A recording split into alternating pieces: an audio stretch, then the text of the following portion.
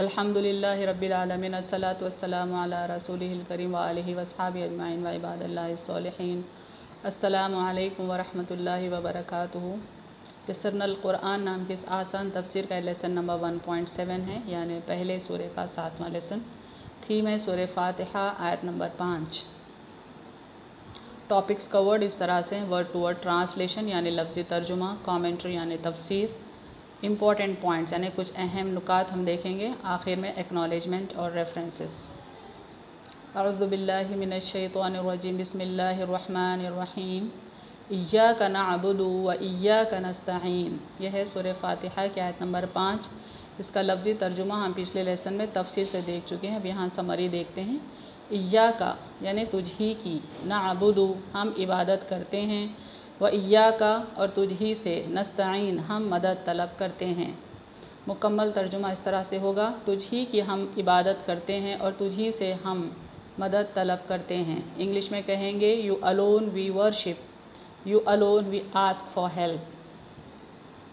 तफसीर देखते हैं इय्याका नअबुदु की, यानी तुझ ही की हम इबादत करते हैं। इसकी थोड़ी सी तफसील हम पिछले लेसन में देख चुके हैं, बाकी की तफसील यहाँ देखेंगे।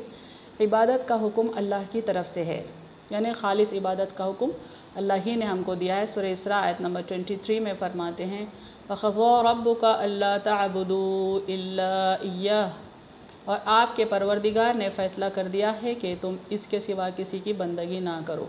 यानी अल्लाह का अल्टीमेट डिसीजन है कि इंसान अल्लाह के सिवा किसी की बंदगी ना करें। आगे सूरह आल इमरान की आयत नंबर 51 में है, इन्नल्लाह रब्बी व रब्बुकुम फ़अबुदू हाज़ा सिरातुम मुस्तक़ीम। बेशक अल्लाह मेरा रब है और तुम्हारा भी रब है, लिहाजा तुम इसकी बंदगी करो, यही सीधा रास्ता है। यानी ईसा अलैहिस्सलाम जब अपने कौम को तालीम दे रहे थे तो फरमा रहे थे कि अल्लाह सिर्फ़ ईसा अलैहिस्सलाम का रब नहीं है बल्कि तमाम लोगों का रब है। तो अल्लाह वाहिद की तालीम हमारे नबी अकरम सल्लल्लाहु अलैहि वसल्लम नहीं दी, बल्कि तमाम पिछले पैगम्बरान इस्लाम ने ला इलाहा इल्लल्लाह ही की तालीम दी है। सूरह अनआम आयत नंबर 102 में फरमाते हैं, अल्लाहु रब्बुकुम ला इलाहा इल्लाहु खालिक़ु कुल्लि शैइन फ़अबुदूह। यही अल्लाह तुम्हारा परवरदिगार है, इसके सिवा कोई माबूद नहीं, वो हर चीज़ का खालिक है, लिहाजा इसकी इबादत करो। यानी अल्लाह ताला हमारा परवरदिगार तो है ही, इसके अलावा कोई माबूद है ही नहीं, कोई गॉड एग्जिस्ट ही नहीं करता। वो हर चीज़ का खालिक है, लिहाजा इसी की इबादत हमको करनी चाहिए। सूरह मरियम आयत नंबर 65 में फरमाते हैं, रब्बुस समावाति वल अर्ज़ि वमा बैनहुमा फ़अबुदहु वस्तबिर लिइबादतिही हल तअलमु लहू समिय्या। आसमानों और ज़मीन का रब है और जो चीज़ इनके दरमियान है सो इसी की इबादत कर, इसी की इबादत पर कायम रह, क्या तेरे इल्म में इस जैसा कोई और है। अल्लाह ताला फरमाते हैं कि अल्लाह सिर्फ़ इंसान का रब नहीं है बल्कि सारे आसमान और ज़मीन का रब है, और उनके बीच जो कुछ मखलूक है उन तमाम का रब अल्लाह ही है। तो हमको चाहिए कि हम उसी की इबादत करें और अब उस इबादत पर कायम रहें। फिर अल्लाह ताला हमसे सवाल करता है कि क्या हमारी नॉलेज में अल्लाह का इक्विवेलेंट कोई है? नहीं है। बेशक अल्लाह वाहिद है और इसका कंपैटिबल, इसका इक्विवेलेंट कोई नहीं है। सूरह हज आयत नंबर 77 में फरमाते हैं, या अय्युहल्लज़ीना आमनू रकऊ वस्जुदू वअबुदू रब्बकुम वफ़अलुल खैरा लअल्लकुम तुफ़लिहून। ए ईमान वालो, रुकू और सजदा करो और अपने रब की बंदगी करो और भलाई करो ताकि तुम्हारा भला हो। यानी अल्लाह ताला ख़ास ईमान वालों से मुखातिब हैं, फरमाते हैं कि रुकू करना है तो अल्लाह ही को करना है, सजदा करना है तो अल्लाह ही को करना है, बंदगी करना है तो सिर्फ़ और सिर्फ अल्लाह रब्बुल आलमीन की बंदगी करना है। और ये हुक्म भी देते हैं अल्लाह के हम दूसरों से भलाई करें ताकि अल्लाह हमारा भला करे।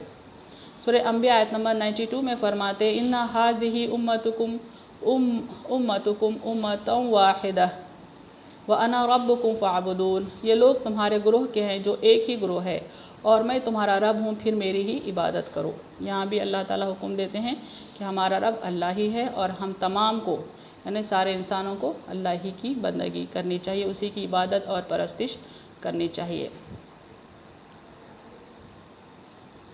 तफसीर है यहाँ पर व इय्याका नस्तईन, यानी आयत के दूसरे हिस्से की तफसीर है जिसके माने हैं और तुझी से हम मदद तलब करते हैं। چونکہ کائنات کے سارے خزانوں کا مالک وہی ہے اور ہر چیز اسی کی ملکیت میں، اس لیے وہ فرماتا ہے لہو مخالید السماوات والارض، سورہ زمر آیت نمبر 63 ہے یہ، آسمان اور زمین کی کنجیاں اسی کی ملکیت ہے، کیونکہ سارے خزانوں کا مالک اونر وہ نہیں ہے، اسی کی پراپرٹی ہے، سارے خزانے اسی کی کسٹڈی میں ہیں، اسی لیے اللہ تعالیٰ یہاں فرماتے ہیں کہ آسمان اور زمین کی ساری کنجیاں ہیں، سارے خزانوں کی کنجیوں کا مالک وہی ہے۔ جب کوئی مومن بندہ طاقت کے اصل چشمے سے یعنی اللہ سے تعلق قائم کر لیتا ہے تو تمام بناوٹی خداؤں سے بے نیاز ہو جاتا ہے، کیونکہ سارے خزانے اللہ کے ہاتھ ہے، ساری ضروریات کا پورا کرنے والا اللہ ہے، ساری ضروریات کو پورا کرنے کا اہل صرف اور صرف اللہ ہے۔ جب کوئی مومن بندہ اللہ کی طرف رجوع کرتا ہے اور اسی کو سورس سمجھ کر اس سے اپنا تعلق گہرا قائم کر لیتا ہے تو آٹومیٹیکلی خود بخود ہی وہ بناوٹی خداؤں سے بے نیاز ہو جاتا ہے، لا تعلق ہو جاتا ہے اور کسی دوسری طاقت سے مدد لینے کی ضرورت ہی محسوس نہیں کرتا۔ ہم کو ہر حال میں اللہ سے رجوع ہونے کا حکم ہے۔ سورہ نساء آیت نمبر 64 میں فرمایا گیا وَلَوْ أَنَّهُمْ إِذْ ظَلَمُوا أَنفُسَهُمْ جَاءُوكَ فَاسْتَغْفَرُوا اللَّهَ وَاسْتَغْفَرَ لَهُمُ الرَّسُولُ لَوَجَدُوا اللَّهَ تَوَّابًا رَحِيمًا، اور جب یہ لوگ اپنے آپ پر ظلم کر بیٹھے تھے تو اگر آپ کی خدمت میں حاضر ہو کر اللہ سے معافی مانگتے اور رسول بھی ان کے لیے مغفرت کی دعا کرتے تو وہ اللہ کو توبہ قبول کرنے والا، رحم کرنے والا پاتے۔ یعنی یہ آیت اس وقت کے جب نبی اکرم صلی اللہ علیہ وسلم لوگوں کے بیچ موجود تھے اور اس وقت مومن بندوں سے، مسلمانوں سے کوئی غلطی ہوتی اور اپنے آپ پر کچھ ظلم کر بیٹھتے تو ان کو حکم تھا کہ وہ آپ صلی اللہ علیہ وسلم کی خدمت میں حاضر ہوں اور حاضر ہو کر اللہ سے معافی مانگے اور رسول کریم صلی اللہ علیہ وسلم سے بھی گزارش کریں کہ وہ آپ کے لیے مغفرت کی دعا کریں۔ اگر وہ اس طرح سے سبڈیوڈ ہوتے ہیں اللہ کے آگے اور نبی کریم صلی اللہ علیہ وسلم کے دربار میں اپنے آپ کو پیش کر دے تو اللہ تعالیٰ بے شک ان کی توبہ کو قبول کرتا اور اللہ تعالیٰ بے شک توبہ قبول کرنے والا اور رحم کرنے والا ہے۔ سورہ توبہ آیت نمبر 59 میں فرماتے ہیں وَلَوْ أَنَّهُمْ رَضُوا مَا آتَاهُمُ اللَّهُ وَرَسُولُهُ وَقَالُوا حَسْبُنَا اللَّهُ سَيُؤْتِنَا اللَّهُ مِنْ فَضْلِهِ وَرَسُولُهُ، اور کیا ہی اچھا ہوتا کہ اللہ اور اس کے رسول نے جو کچھ انہیں دیا ہے وہ اس پر راضی ہو جاتے اور کہتے ہمارے لیے اللہ کافی ہے، ان قریب اللہ اپنے فضل سے ہمیں بہت کچھ دے گا اور اس کا رسول بھی۔ ہم کو جو کچھ دیتا ہے وہ اللہ دیتا ہے یا اللہ کے حکم سے اللہ کے رسول یا دوسرے بندے دے سکتے ہیں، جیسا سورہ توبہ آیت نمبر 59 میں فرمایا گیا۔